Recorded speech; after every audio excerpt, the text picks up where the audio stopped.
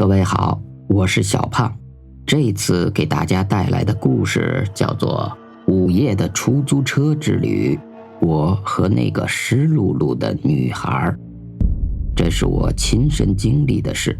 那是我开出租的第4个月，因为水平有限，所以都在车比较少的晚上出车。虽然赚的不如白天多，但凡事最重要的就是安全。这样一想，我便也挺知足的。比较要好的同事总是叮嘱我，晚上开车要当心，看到有些不妙的人或者东西拦车的话，千万不要停车，赶紧走。我觉得很疑惑，他们说的不妙的人，我知道是指那些恶人或者醉汉，但他说的东西会是什么呢？很快我就知道了，所谓的东西就是指那些怪异的没法说清的东西。但多少受过点教育的我向来不信邪，直到那个晚上。那天晚上已经是午夜12点，我被一个乘客送到了北边的郊区，便往回开，心里很是希望回去的路上能顺便再带上几个乘客，也就省了点油钱。很幸运的是，没走多远就看见前面有人冲我招手拦车，挺着急的样子。我把车停在了他旁边，发现这是个女孩，身材还挺不错的，一头乌黑的长发，显然是个大美女。只是很奇怪，她全身都是湿湿的，头发还在滴水，凌乱地搭在了俊秀的脸蛋上。大概是因为冷吧，她的脸色煞白，全身还在微微的发抖。她身后是银桂河，我觉得十分奇怪，这个女孩在河里玩水了吗？想到这个，我便忍俊不禁。看来人的爱好各不相同。我拉下车窗问道：姑娘要到哪儿去啊？不想她直接拉开车门钻进了车里，坐稳后才细声细语地说：到北三环45号。这个美女不但人长得漂亮，声音也是那么的温柔斯文。其实我这人一向比较内向寡言，但这时也不免话多起来。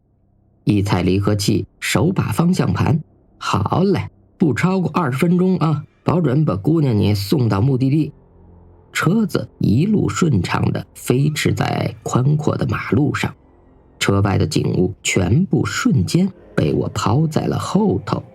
虽然我两眼始终紧盯着前面的路况，但心里却痒痒地飘到了那个女孩的身上。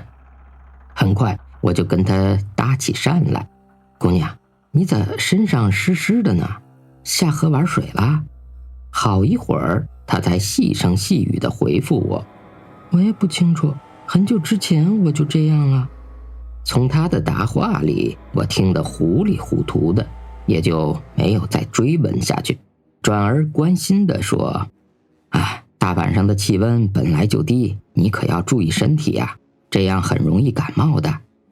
他轻轻地嗯了一声，我们恢复了平静，也就是15分钟左右，转眼就看见了北三环的指路牌，再往前开一点儿就到了。我把车停在了路边，正要跟他说话，不料他先开口了。他说：我身上没钱，你等我一下好吗？我马上回去跟我妈妈要，我2分钟就回来，很快的。听完他楚楚可怜的恳求，我还能说什么呢？反正很快就回来，就答应了。于是我就说：那快点吧。他嗯嗯的点头，很快走向那扇门。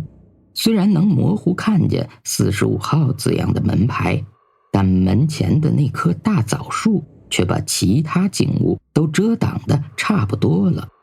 女孩一闪身就几乎看不清了，只能听到她用钥匙开锁的声音。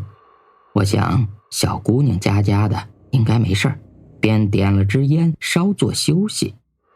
谁知这一等却等了20几分钟，快半个钟头了，还没见她出来。我怀疑他是不是把我给骗了，根本就不想给这个车费了。因此我下了车走进去看，推那扇门，反锁得挺严实，里面没有光亮，也没有什么声音，显然就没有要出来给钱的意思。顿时我觉得很生气，可这是我热脸贴上了冷板凳了。一路上这么热情地招呼他，没想到还是把我给骗了呀。这不行，于是我上前猛敲大门，边敲边喊：有人吗？里面有人吗？不一会儿，里面的灯亮了，传来了一个女人的声音：谁呀？大半夜的。我马上回应：你家小姑娘搭我的车，还没给钱呢。随着脚步声缓缓走来，大门开了，站在门里面的是一个矮胖个子的中年女人。她十分诧异地盯着我，好一会儿才说：这位师傅，您说什么呢？我没好气地把刚才的事儿简单地跟她说了一下，不料她不但不表示道歉，反而有点责怪的语气跟我说：你搞错了吧？我闺女2年前就过世了，怎么可能是她？今天就是她的忌日，刚入夜的时候我还烧纸钱给她呢。那刚才也就是半个小时前，我真的看见她从这扇门进去了呀，而且还是我拉她回来这里的呢。中年女人想了想问：那你是从哪儿把她拉回来的呢？我便把那女孩拦车上车的经历给她说了一遍。啊，这就是了。当初她就是在那个云贵河游泳玩耍，没想到手脚抽筋儿，活活的给淹死了。2天后啊，尸体才被捞起来。唉，说着她已经掩起了脸颊，伤心的痛哭起来。这么说，我遇见鬼了。想到这些，不禁全身发毛。想想拉他的时候，我还对他胡思乱想，不停地搭讪。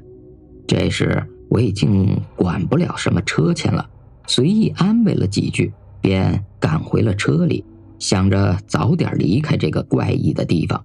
关好车门，正要发动车子，突然后面传来了一个声音：大叔，给你钱，真不好意思让您等了那么久，现在还要把我拉回刚才那个地方，谢谢了。说完，一叠钞票从后面塞了进来。我一看，一叠冥币，顿时浑身发软，冷汗直冒。而刚才那个漂亮女孩已经高兴地坐在了后座上，就当我开车了，而她的身上依然是湿湿的。啊的一声，后面的事我就不知道了。醒来后已经是第2天，阳光照在我的脸上，暖融融的。回想起昨晚的恐怖事情，我猛一回头，看了看车后座，没人；看看车外的四周，也没有什么可疑的线索，更没有什么冥币了。难道是我做了一个噩梦？这些天出车太累了。我下车看了看，发现车子确实是停在了北三环。走进那扇门一看，门牌上赫然写着北三环45号。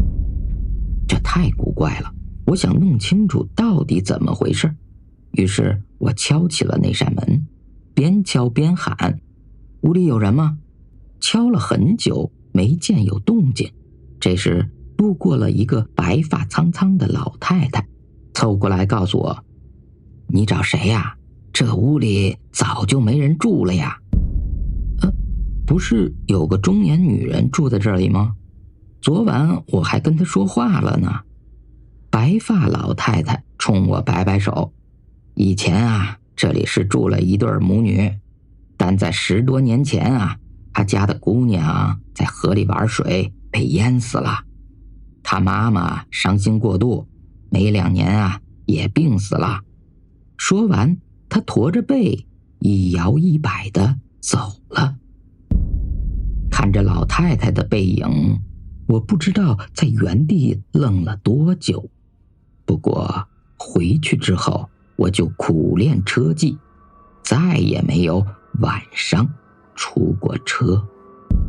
好了，今天的故事就讲到这里。如果您喜欢的话，欢迎订阅、评论、转发。再见。